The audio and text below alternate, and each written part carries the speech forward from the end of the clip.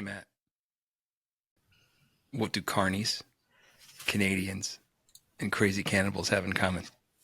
They all love Insane Clown Posse. One of these three actually is correct, yes, but this isn't a joke. This is what we're going to talk about today. And I'm not kidding around here, you hosers. Sorry. Shove Sorry. off. Shove off, you fucking hosers. It's evil! Don't touch it!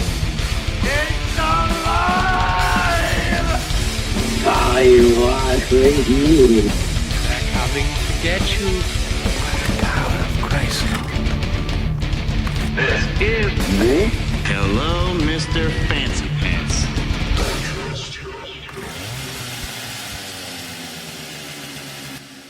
Hey guys, welcome back to another episode. And I think this is going to be pretty great because a lot of times. No, okay, first off, Zach, how are you doing, man? You know how last week I got pretty lit? Uh-huh. That's because I thought it was my turn to do this one. So guess what? Getting lit again. I'm leaving the fucking serial killers to you motherfuckers from now on. Yes. I'll do the alien and weird shit, okay? This shit's fucking gross. I can't deal with this. Lindy, I'm not how are Dexter, you? okay? Great. Excited to cover all of the serial killers. It's pretty funny. Zach. Well, I did take another turn because I missed the one that I was gonna do, and I did a short one, so I was just like, nope, I'm doing another one. So I did another one.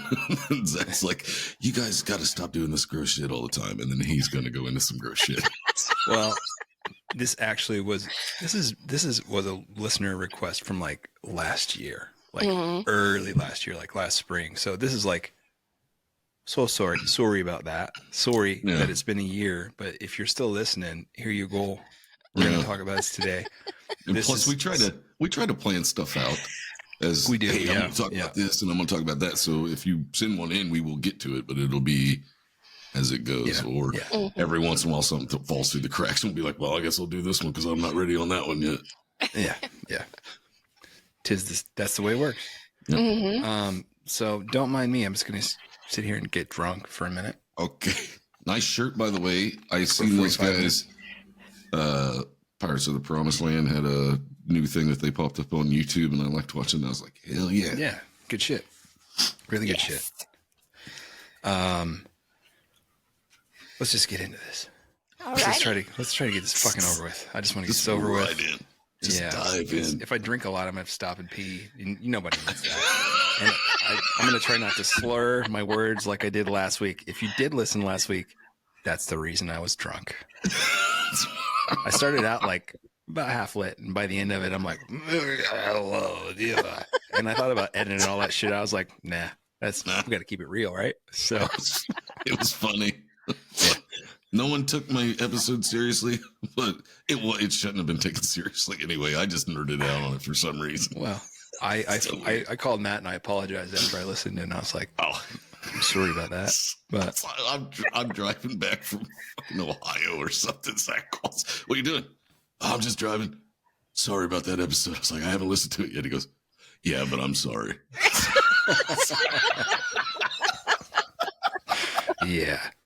And when I did listen to it, and I'm like, what are you sorry about? That's funny as shit. Yeah, that episode was pretty funny. I was like, I don't care. I laughed pretty hard. Even yes, you certainly did. I won't. Yeah, I did. Once in this episode, I promise you. Once. Okay. So anyway, Matt, how are you doing? I'm doing all right. That's the total Zach answer. You're not supposed to say that shit. That's my line. I'm doing all right. Been doing some work at my sister's place at her spa, and then as soon as we're done with this, I will be heading back up there to do some more work. Ooh, so he's in a big rush, is what he's saying. All right. No. All right. Not in a rush. No, I don't miss it. All right. So, do you guys know anything about this? Okay. I'm surprised one of you didn't bring this up before. This story is fucking gross. Don't eat food. while listening to this episode. I don't recommend it. And if you didn't like Albert Fish, this is like right up that alley. It's not I quite don't as think gross this as one's that. bad. It's rough. It's rough. It's not that I think bad. it's peanut This butter episode and hot apple cider will rub. include some Right, cannibalism, murder, decapitation, All the good things. all the good things. Yeah. So anyway, you ready? Yeah. So somewhere in 2000s, early 2000s, on a Greyhound bus bound from Manitoba, I killed a Carnie. I turned him into sushi. He tastes like chicken. Yeah, he was finger licking. The cops let me go, though. I said, domo arigato. And that's all we have time for today, guys. You're welcome. I'm sorry. That was beautiful. Anyway, so this is the story of Tim McLean and Vincent Lee. Little background on Tim. Timothy Richard McLean Jr. was born October 3rd, 1985 in Winnipeg, Manitoba. That's in Canada, in case you didn't know. Up there in the Great White North there. Winnipeg Jets. Yeah. So he grew up, his parents split up early, I believe. So he spent some time in Winnipeg and then some time in Eli, Manitoba. I'm not sure how it's pronounced. So sorry about that. Well, the three people that have lived there won't ever email in or anything. Right. Yeah. Yeah. Everything that I read said he was known as like a kind-hearted person, really energetic. Like he could spend 3 minutes with somebody and then they became instant friends. I guess he got really bored. Like, he read all the books in his school library, like in elementary school. He dropped out of school because he got bored. I'm not learning enough quick enough. I guess he dropped out. I'm not sure if he just like took a GED and passed or what, but by the age of 22, he was working as a fucking carny, like a barker, like step right up kind of shit.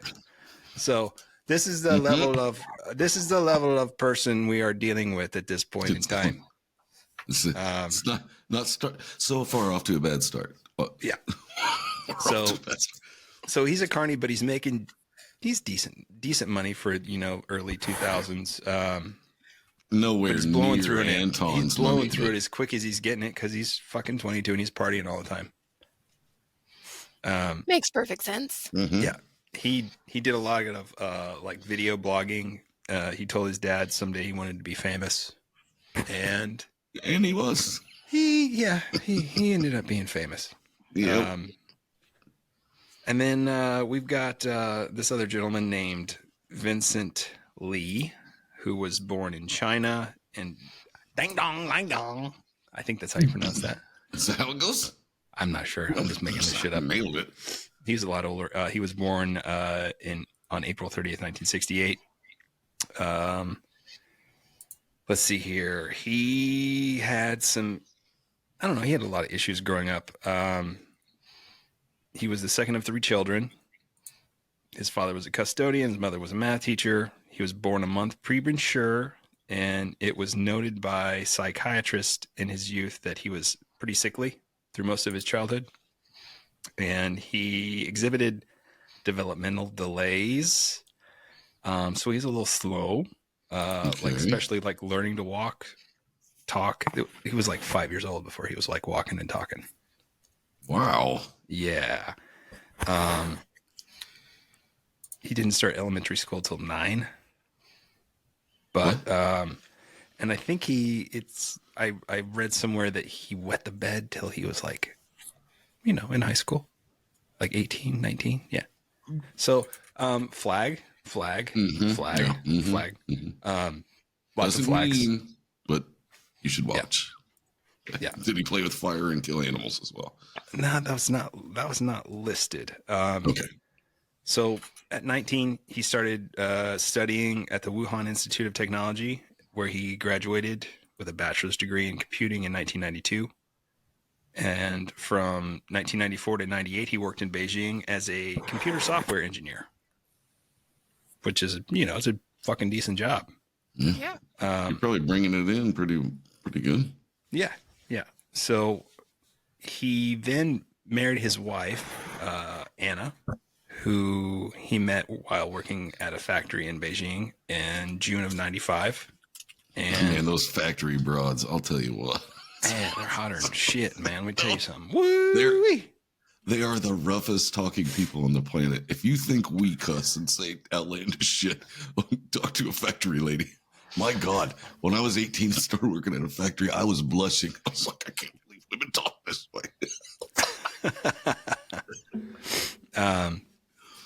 So according to his wife's family, he displayed no signs of mental illness. But his father always said that he had been stubborn, restless, and had a tendency for like always moving around, like he couldn't sit still. Fidgety. So in 2001, he and his wife decided to immigrate to Canada as part of the federal skilled worker program, and remained Chinese nationals until they became citizens in 2006. They just wanted a fresh start. They wanted something new. They wanted to get the fuck out of China, I think is what they wanted to do. It's a completely different world. Yeah, you betcha. Anyway, I'm trying to score points again. So starting in the fall of 2004, now, it takes a while to get citizenship. They came in 2001. In the fall of 2004, he worked. They're pretty strict. I think Canada's real strict. Super strict. Yeah. He looked for jobs in his field and he could not get hired. So he ended up doing all these really menial jobs. He worked for a church for 6 months to help support his wife. The pastor that employed him said he seemed happy to have a job. He was committed to doing it, did it well, despite having a language barrier. And I think he mentioned that he got frustrated a lot because he couldn't communicate or understand.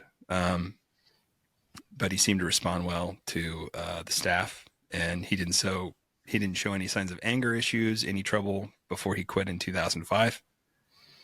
And that's when he started working another, just menial job. I think it was like forklift operator or something like that. And his wife was waitressing, stupid shit like that. At this time, I think around this time, he converted to Christianity. Who was baptized. And afterwards, he said he heard the voice of God talking to him. That flag is a gigantic one right there. That's a big check mark right there, buddy. Oh, you betcha. Talk to God all you want. If he talks back, whoa. Yeah. That's what we're talking about. So Lee said that this voice called him the third story of the Bible and the second coming of Jesus. So he's the second coming of Jesus then. Yeah, he's destined to save people from this alien invasion that's going to happen. So, just all makes sense to me. Yeah, this voice would regularly tell him to travel through the country on foot or by bus, and he would often just fucking disappear for days on end, without telling his wife. Jesus rides a Greyhound. Sounds like a song Ministry would have done. Jesus built my Greyhound. Oh, yeah. Jesus built my heart.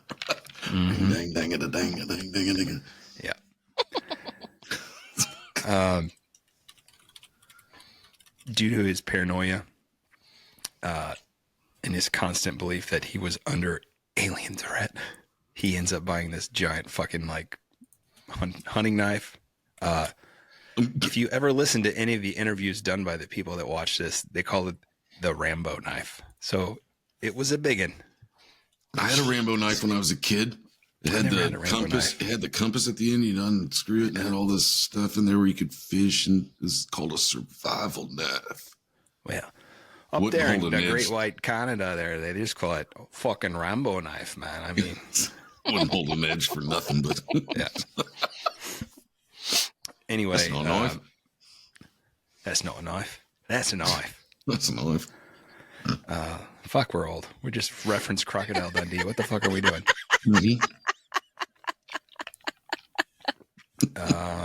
I realized it halfway through saying it, then I just stopped. Just gotta fucking roll with it now, man. It's not like they can't tell. So through these little delusions he had that, alien invasion, God's talking to him and stuff, it would later help to explain his condition, which would be undiagnosed for a long time, but he was schizophrenic. I was going to say batshit. I didn't know what the actual... schizophrenic batshit. Same general vicinity. That's right. His wife recalled that Scientific he would terms. often go several days without sleeping or eating, and he would spend his days at home crying and telling her about his visions from God. Rubber room, my man. No. What do you... Yeah. No. Yeah. No. They tried to get him to go to a doctor for his, his Mental the problems. voices he kept hearing. But God told him he didn't need that, I'm assuming. No, he just fucking hated hospitals, so he wouldn't go. He's like, fuck that. I'm not going to a fucking hospital. Those fuckers will kill me. Yeah, that's going to be the problem. Those So- doctors. Yeah. By the spring of 2005, he had separated from his wife. You mean she had separated from him? I would hope. Yeah. Fuck. And apparently he went and approached some people from the church initially that he'd met and, was trying to find some land to buy, even though he didn't have any fucking money. What? Because he's basically going to set up a compound. Sound familiar to anybody else? And fucking every, but he didn't have anybody following him yet. Yeah. He's jumping the gun there a little. You're right. I need this compound for what? For He the thousands. he skipped a few steps there. The thousands of people that are following me. Dude, nobody's following you. They're just driving down the road too. Yeah. So he remains doing just all these remedial jobs, like maintenance worker at Walmart. He eventually saved enough money to move back to Winnipeg, where he worked as a gas station attendant and part-time at a Tim Hortons. Oh, that Tim Hortons up there in the Great White North there. Yeah. Hey. At this time is when he states that he suffered his first full-blown mental breakdown. Oh, his first one? Not earlier. The first one. This is the first one. Okay, We're talking okay. full-blown, yeah, not 'Cause not off the all cuff. that So- stuff before seems natural, normal, and yeah. Yeah. So in September of 2005, the voices in his head said he needed to just leave everything behind, head to Toronto, because it was going to be easier for him to find work there. And then after he failed to find a job, the voice told him to go back to Winnipeg on foot and Fuck the leave Blue his Jays. shit on the side of the road, his luggage, all his belongings. So he was like, okay, all right, that sounds good to me. Sounds logical. Completely. Walk back in Canada.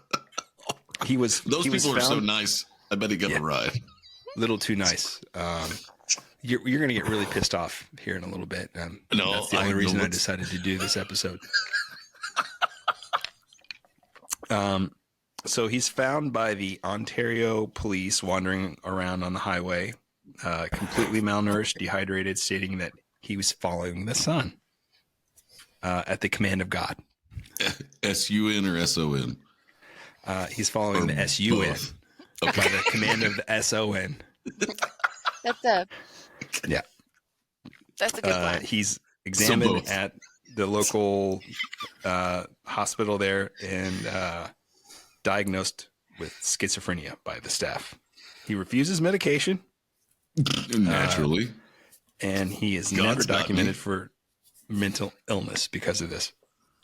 Because he didn't take the medication. They were just like, okay, Yeah. off It you go is- then. All right, then. Well, you have a nice day there, sir. You have a great one. All right. Be safe out there. Watch those watch out with that giant survival knife the other. Don't be sure not to poke yourself in the leg there with it. Wouldn't want you to cut your wanger off with that. I mean, Rock Terrio killed 2 children and beat the fuck out of a lot of people and done 2 years. So Canada's pretty lenient. Yeah, we're gonna get there. Yeah. Okay. I have no. 0194146. Yes. Okay. Yeah, the prison system's completely fucked up. Let's just leave it there. We can address that at some other time. Some other time when we got more time For another episode. We're trying to keep this shit like an hour. So back and forth over the next couple of years, he goes back and forth with his wife, and finally, he tells his wife, it's like, I'm flying back to China. Let's get a divorce. I can't make you happy. Let's just call it quits. And she Reasonable. Reasonable. Yeah, and they stayed really civil. I think he actually ended up living with her more than once, and she would take care of him when he got bad. So that's a hell of a woman. Yeah. I mean, yeah. Damn. Yeah. I think she really loved him. She had, in the beginning, since he wouldn't go to the doctor, she had tried to buy him sleeping pills because she knew he wasn't sleeping. It was like, well, fuck, just take these. Anything. A lot of them. Take a lot of them. Watch down this bottle of vodka. Yeah. Vodka. Yeah. Wait, you have life insurance, right? If not, sign this piece of paper for me, would you? Sign this and go to sleepy. Yeah. And like I mentioned, he lived with her off and on when he wasn't able to work. I think in 2007, I'm sorry, let me think about it. Yeah, in 2007, she moved in with him. Their relationship improved in the following months. And then from that point on, he worked as a janitor, a mechanic, a cashier at Walmart, worked at McDonald's, newspaper delivery. All of his, employers described him as being reliable, hardworking, not showing any signs of trouble. I guess at one point he did have some sort of skirmish at Walmart, and he was let go from Walmart. Let me tell you something. It's hard to get fired from Walmart. How can you not have it's really hard to get fired from Walmart. Yeah. Anyway, and by June of 2008, his mental health deteriorated quickly. And by July 24th, he left his home, told his wife, "Don't look for me. I wish you were happy." He left her a note and just left. Okay. Uh-huh. Seems nice. I wish you were happy. She said she wasn't worried about this because this was pretty fucking normal behavior for this crazy motherfucker. So she was like, whatever, his ass will be back. He wants that pussy. I know he does. He'll be back. He'll be going, me so horny. And I'll be going, me love you long time. I'm sorry, I couldn't let it go. He'll be back. Leave that on the table. He knows where his bread's buttered. Yeah. He'll be back. We got this. Okay, we're getting to the really fucking gross shit. You ready? Uh-huh. Okay. Ready. It only took 30 minutes to get here, but you got to have the backstory on this motherfucker because he's a wacko. Anyway, that is on July 28th in Edmonton, Lee boarded a Greyhound bus bound for Winnipeg. Oilers. Because apparently the voice in his head told him, "You need to go to Winnipeg, eh? Because I figure we could probably get a pretty good job up there, eh? And I hear they got some wicked fucking tacos up there, and everybody loves fucking tacos." Do they? Are they known for? No, I'm making this shit up. That part I made up for sure. I was going to say, I didn't know Winnipeg was I was known thinking for about something tacos, wicked, and I was like, "What's wicked? Fucking tacos are All of a wicked." sudden, we've got a trip planned to go to Winnipeg for some tacos. I know. See you guys there. Yeah. I know Canada's strip clubs are world renowned, but Oh yeah, I so's don't their know about their ale, tacos. eh? Their ale's pretty good, eh? Good beer. ale, Donuts. And their donuts, donuts, eh? strip clubs, and tacos. Yeah, gotta go to fucking Tom Hortons though and get those fucking eclairs, eh? We're just winning all around. Yeah, Tim Hortons is actually really good. Is it- So In case you haven't been there. So Lee is boarded on this bus bound for Winnipeg.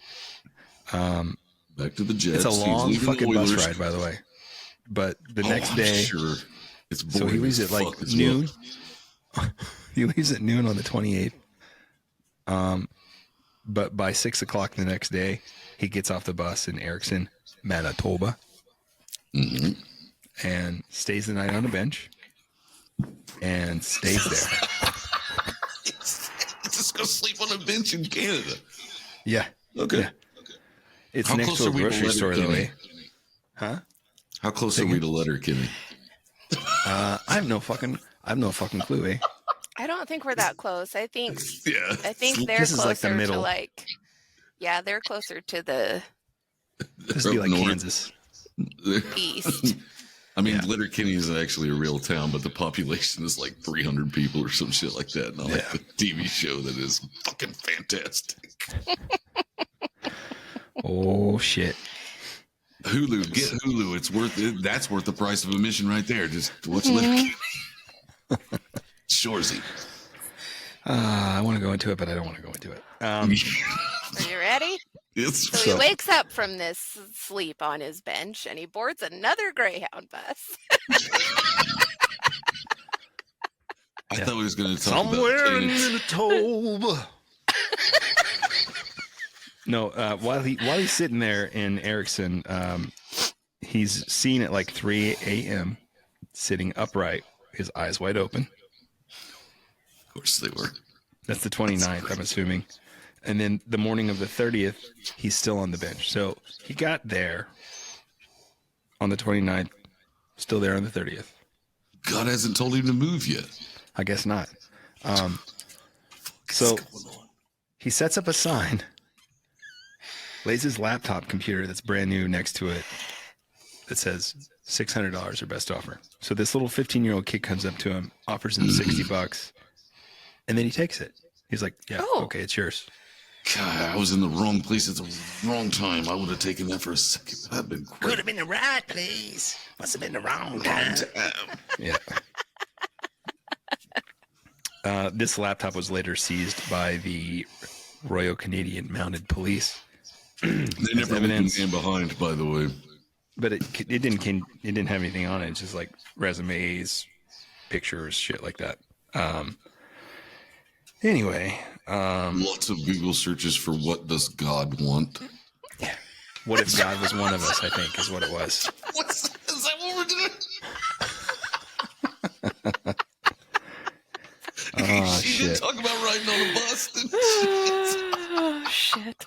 Was that song about this? I don't know. But what if it was? Alrighty, yeah, buddy. Oh, shit. So we'll leave Vincent Lee right there on sitting waiting on a bus, right Lily there. with a wrister. I'm trying, man. I'm trying. Got to make up for last week. Got to do it Fucking again. knocked his Gatorade bottle out of the net. All right. So on the 30th of July, Tim McLean, which we mentioned earlier, you know, the Carnie, he's returning home from to Winnipeg after working at a fair in Edmonton. His parents and his friends had all offered, by the way, to pay for a plane ticket for him to just fly. Why wouldn't you do that? And he's like, oh, no, that's too expensive. No, I can't do that. I love to travel. I love to see, I love to meet people. So I'll just take this 24 fucking hour bus ride. No. Nope. So Gross. that's what decided his fate right there. He was Tried to too take the damn long way. nice. Fucking Canadian. Yeah. Fucking Sunday driving motherfuckers. Anyway, So, get all that? Yeah. Okay. These are all jokes, folks, by the way. No. So he departs Edmonton on board bus number 1170 to Winnipeg, and it's going through Saskatchewan, and he sits down at the rear, one row ahead of the toilet, in case he's got to go. Because if you got to go, It's not where I'd want to be. Okay. So around 7 o'clock that night, the bus stops and picks up this new passenger, which happens to be Vincent Lee in Erickson, Manitoba. This tall man in his 40s with a shaved head, sunglasses, who originally sits down at the front of the bus, is very quiet, probably looking a lot like Neo or one of those guys. I don't know. Just sitting there. It's 7 o'clock at night and you got fucking sunglasses on. I guess it's July, so it's acceptable, but Could be one of the Blues Brothers. Or Corey he's Hart. Asian. I don't know. It's not that cool. Yeah. Yeah. I'm not nearly drunk enough for this next part. You need us to sing the whole song for you to go on? I don't. So the bus stops next in Brandon where they get off, and Lee gets off, and he's outside and he smokes a cigarette with, a couple of people there on the bus, and then, they're just having a casual conversation. He seems completely fine, completely normal. Yeah. And then after this stop, he gets back on the bus and proceeds to move all the way to the back and sits directly next to Tim, even though the aisle across from Tim is completely empty. He could have had a whole fucking row to himself. I'm going to go ahead and say I'm going to have a problem with that if you do that to me. I'm going to be like, you better move your ass over there. What are you even Like doing? the every other stall rule. Yeah. Yeah. Unless it's packed. I don't want to smell your Duke, and I don't want you to smell mine either. Batch.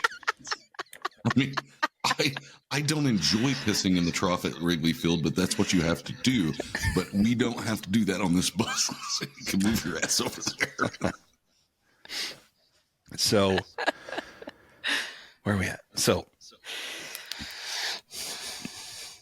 he kind of just acknowledges the fact that Lee's sitting next to him. Tim does. He's like, "Hey, what's up there, eh? How you doing, eh?" I would have acknowledged it real quick, and then kind of and put then a he just kibosh puts on his that headphones motherfucker. back in, and he's leaning against the window, and he's just goes back to sleep. He's with a gonna dude sleep. just creeping next to him. Creeping. Remember, they're in Canada, eh? It's Canada. Yeah, okay. Yeah. So I think they're playing the Mask of Zorro on the bus. And Antonio that's, Banderas? yeah. Aha. Yeah. And that's the only light you're going to have on the buses from these screens. Everything else is completely dark. So Also, wasn't who was the lady in that? Was that Catherine Zeta-Jones. Catherine Zeta-Jones. okay? Oh, yep. So all of a sudden, Lindy Lee beat produces me on his movie knowledge, and I'm fucking feeling pretty bad right now. So well done. I love Catherine Zeta-Jones, so She's hot. Yeah. she's hot. Was she in The Haunting? I wouldn't kick her out of bed unless she wanted to do it on the floor. Here we go.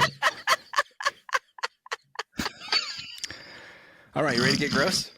Ready? Yeah.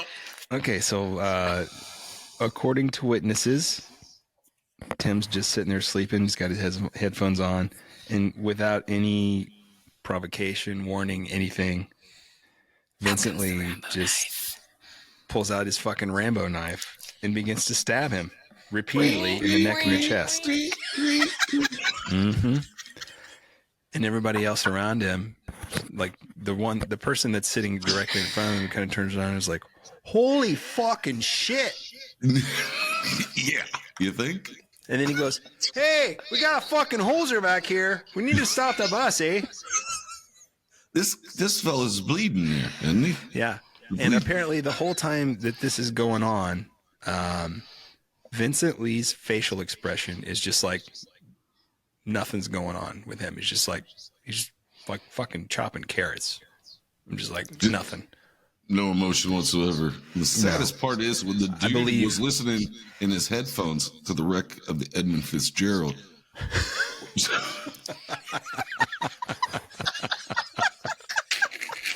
Which is a sad way to go, let's be honest. Oh, fuck. We gotta lighten it up somehow, I guess. Lightfoot. Oh, Gordy. Was that or was like closing time?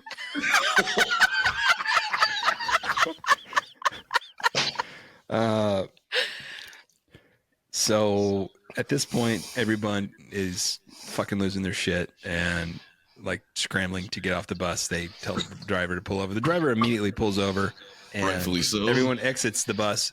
Meanwhile, they can hear stabs, and Tim manages to like kind of push off Lee, and Lee just kind of pushes him into the middle of the aisle and continues to stab him. We got a Winnipeg knife massacre going on it gets better. Bus. It gets a lot better.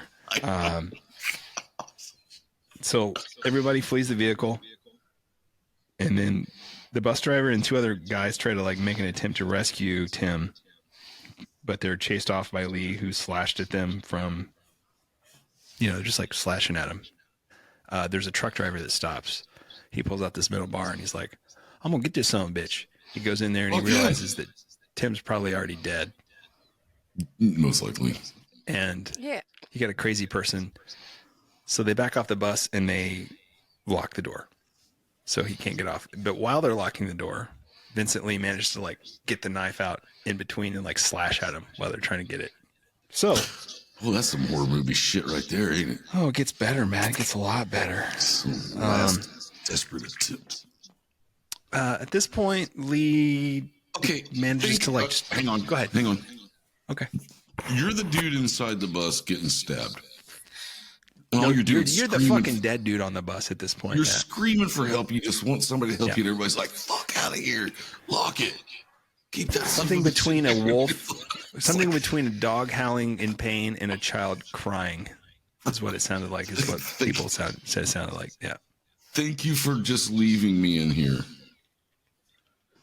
He's dead already. I mean, if at this point he's been stabbed 30 times, he's gonna fucking bleed to death. They're in the middle of fucking nowhere. They didn't know that. Yeah. It's one dude with a knife.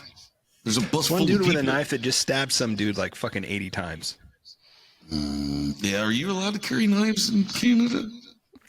Apparently at this point you are, because he... Well, he certainly did. Sure I meant legally.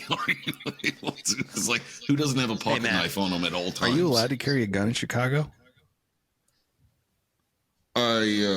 Legally? No. Do you think people carry guns in Chicago? Fuck yeah, they do. I might not be legally allowed to, but if I'm in Chicago, I'm gonna have a fucking gun. You got any more questions you want me to answer real quick for you? Nope. All right. Moving along. But he must have been legally allowed to, because the Royal Mounted Canadian Police gave it back to him. What? You don't remember that from the beginning of the story? I forgot about that part. He bought one, but it's not specified whether he had it at that point or not. I'm a Rambo now. I mean, I'm going to use it for fishing, and if I need to cut your tree down or something, Yeah. So hop on Greyhound. On a Greyhound bus. Was it a Greyhound bus? It was a Greyhound bus. I think it was, yeah. All right. Somewhere in Manitoba. Anyway, so at this point, he managed to start sawing away and chopping at Tim's head and manages to decapitate him. As one does when they're a fucking Looney Tune. And Rambo knife. At this point, he holds the head up by the hair and holds it for everyone to see. And he's walking around the bus, and so everyone can see, because Greyhound buses, they have those giant fucking windows. Mm-hmm. Everyone's outside vomiting, crying, passing the fuck out, freaked the fuck out. And he's just sitting there like holding it like it's Medusa's head, and he's going to turn him all to stone. It's fucked up. Cold. Clash of the so Titans. and he's screaming. Yeah, of course. So then he starts to sever other parts of the body off, and yeah, you know about this part, right? Mm-hmm. Okay, This is gross. I mean, getting your head cut off is kind of fucked up. It's gross. I mean, by this point, you don't care what else happens. I mean, really, but Yeah. You're dead, but so he cuts his chest open, pulls his heart out, rips his intestines out. He's cutting off his ears and his nose. He cuts out his tongue. He then proceeds to eat part of his heart, presumably because they found part of his heart. They never found all of his heart. okay. So are these Canadian mounted police really on horses? Does it take that long to get there? He said time to dissect this body. So it did take them like 30 minutes to get there, I believe. But God, he works fast. But we'll get to that part. Okay. He also consumes Timmy's eyeballs. He eats the eyeballs. And later on, he would say that the reason he did this is because the voice inside his head said, if you do not kill it and tear it apart, it will come back to life. So he thinks he's a fucking hero, according to him, by doing this. So he was showing that he helped everybody. Being like, look, I'm the hero. Yeah, that's I helped his you. whole thing. I helped you. Look how I saved you. Yeah. Okay. Yeah. This is nut bar to a new level. I mean, seriously. Oh, it gets better, man. So Okay. it's 8:30. By the time the Royal Canadian Mounted Police show up there, eh? Or no, by the time that's when they received the report of the stabbing. They arrived to find him on the bus. They prevent him from escaping. Old deputy, And basically, right. they just sit there and fucking let him do whatever the fuck he wants. So just gonna let him mangle the body more. Well, he's already dead, they figure. And So let's just It's still a watch him fucking eat human. this guy. they have no fucking really good explanation for why they just let him sit there and defile the body at this point. They don't have one. What is the conversation going on outside the bus? All right, yeah. So there's no way it's gonna be an open casket. So let's just fucking let it go. They refer to him, and if you can find conversations like about the radio chatter, you can find the radio chatter that they have. They refer to him as Badger when they're talking about him. Like, Badger now has his heart in his hand, and he is walking around. Why'd they give him a cool nickname? I don't know. Badger's not a cool big nickname in my book. Badgers are But badass creatures. Well, you should have gave him like Pussyface has his fucking heart in his hand now. well, pussy face might be hard to spell in Royal Canadian Mounted Police lingo. I don't know. Yeah. So They never he leave a man had- behind. at some point, I think Lee tried to drive the bus off, but there was like an emergency shut off that the driver had, and he enabled it so he couldn't drive the bus off. Dumb So he's fuck. stuck on the bus. It's probably the air brakes. That just reminded me of Ernest Save Christmas. Air brakes. So 9 o'clock, they're in a standoff with Mr. Lee there. They had So you've got all of the police outside, and he's got a fucking. Oh, they got a fucking Rambo SWAT knife. team there. They have a fucking special negotiators there. What? And Their the whole SWAT time- teams are not like American SWAT teams because No. they get a hard on for shit like that. They're going in. It's like, your ass is done. They'd be dropping So- down through that fucking. It's like whatever. Like, the top of the bus got the windows in, and then shut Like out, the dropped skylight in the bus, fucking- is that you're going for? Yeah. Drop Coming right in in. from helicopter. Dead motherfucker. Oh shit! So the whole time, from 9 o'clock on, Lee is just sitting there going, "I can never leave," and he's eating parts of the body. I have to stay on this bus forever, and he's just pacing up and down. And they're just sitting there watching him do this the whole time. Be like, "Oh, Badger's on the move again. He's moving to the back of the bus." He's eating that heart like it's like a Tom Horton there. He's going for it. Fuck sticks moving around again. I hate that they apparently- gave the name Badger. Yeah. Apparently, it forever wasn't very long because at 1:30 a.m., Lee took him to to escape Forever from the wasn't bus very long. by breaking through the window, and then the Royal Canadian Mounted Police arrest Lee. Soon afterward, he was shot with a taser twice, and I think a K9 unit helped take him down as well. You sound like every divorced angry man. Apparently forever wasn't very long. It wasn't that long. I mean, Jesus Christ. Well, I met my bells. I guess it didn't. Fucking whatever. Fucking bitch. Anyway. Levity. Pass the bear nuts. Okay. So while they are arresting him, they, they pull everything out of his pockets. And in his pockets, he has plastic Ziploc bags containing... Body parts. Yes. Tim's ears, Intestines. Tim's nose, and Tim's tongue. It's like, these are nice. I'm going to save these guys for later in case I need a snack. Yellow and blue makes green. Didn't want to go bad. Apparently, he didn't know who Albert Fish was because Albert Fish and Dahmer both said that the cartilage parts are not good. No. Well, You can't cook it enough. I don't know. Maybe they have a different seasoning. I mean, maybe they're good raw. It's Chinese. I don't know. Yeah, it could have been better, like sushi, I don't know. Is it? So his eyes, Tim's eyes, and part of his heart was never recovered. Because they were in his fucking Because of stomach. Bell? In my belly. Yeah. And they are presumed to have been eaten by Lee. Presumed? So, yeah. Yeah. Okay. Meanwhile, back at the ranch, all these stranded passengers were transported from the scene to be interviewed. And then later on, they took them to a local store to replace their clothes. Could you imagine being on that bus? This is my life. Now it's nothing like it was before. Oh, dude, it's bad. Yeah. It's nothing like it was before. Yeah. One of the eyewitnesses stated that there was no rage, no anything. He was like a robot. He's a Just hero. like a robot. He thought he was a hero. Yeah. Yeah. One of the victims ended up losing custody of her kid because of the PTSD. One of the officers on the scene ended up committing suicide because of what he saw. What? Mm-hmm. Yeah. It's that fucking graphic. That was that fucked up. He just thought it was going to be the normal, just give a parking ticket and then be like, okay, here's a warning. And then you run into fucking psychopath guy.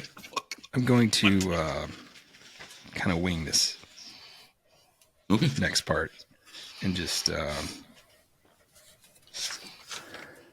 Okay, I do that in every episode that I do, buddy. I know, every time. You got it. So, 2008, December 21st, this is 5 months after Timmy dies, his girlfriend, Colleen, gives birth to his son. And then his mom fights for custody. Considered a coat hanger. I'm just... Okay. His mom ends up getting custody of the kid, I think. That was bad. Nobody even laughed. It was bad.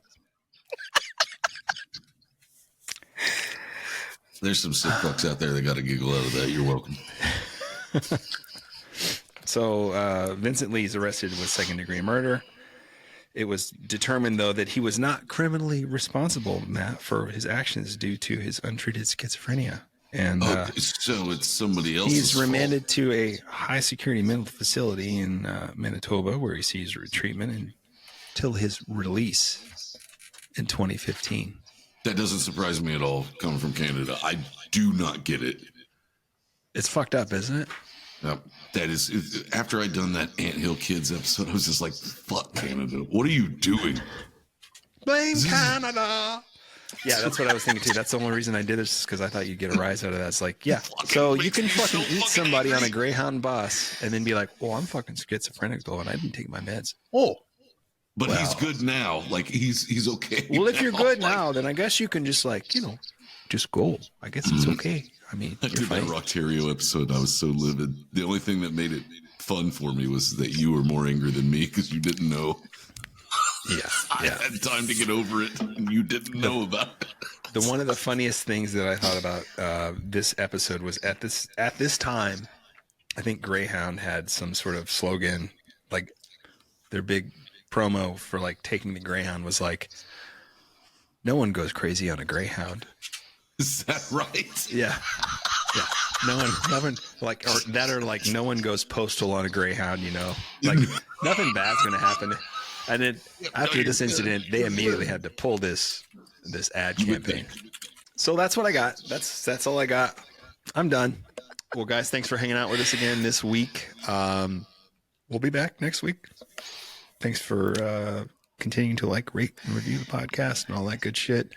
And if Matt were here, he'd be like, write a review, say something nasty. I'm not gonna do that. I do have to say, if you rate on Spotify, you don't have to leave a review. You can just leave the stars. Okay. There he is. Hey, Matt, we're going to say bye now. Okay. That was great timing for that just to fucking shit out on me. I was like, what? Huh? It happens. Check your pants. Fucking anyway. Technology and shit. That is all for this week, guys. We will see you next week. Until then, I am Zach. Spar. Lindy. And we will see you next Tuesday. Later. Bye. It's evil! Don't touch it! It's alive! I was with you. They're coming to get you. This is Hello, Mr. Fancy Pants.